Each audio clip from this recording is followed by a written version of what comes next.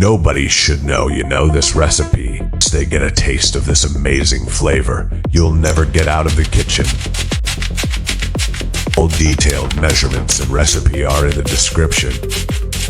Grate the onion, drain its juice, and add it to the minced meat.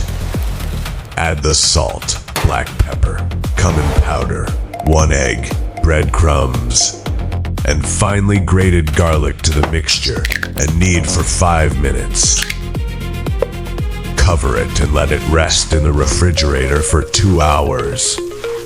What sets this recipe apart is that the ingredients mixed into the patty stretch the yield, making it both economical and uniquely flavorful.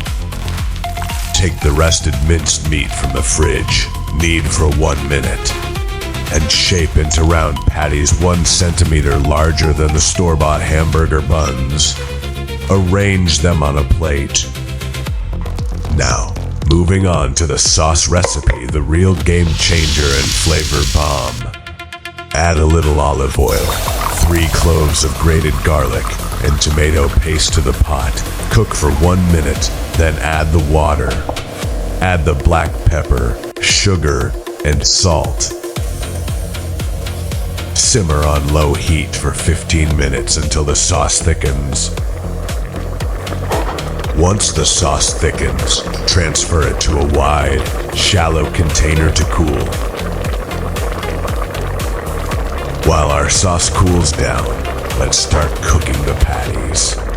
Sear them in an ungreased pan on both sides until fully cooked. In the meantime, let's slice our hamburger buns in half. Dip both sides into the cooled sauce and let them absorb it completely.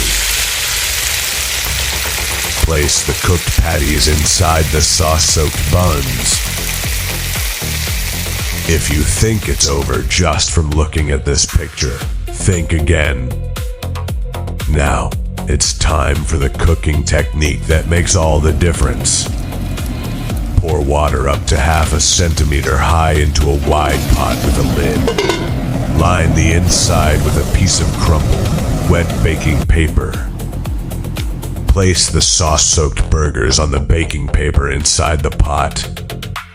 Make sure the water in the pot never rises above the baking paper. Cover with the lid and simmer on low heat for 10 minutes.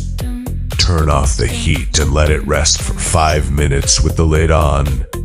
Transfer them to serving plates for a super soft, cloud-like, completely next-level burger experience. You can also serve it with French fries and pickles on the side. The choice is completely yours.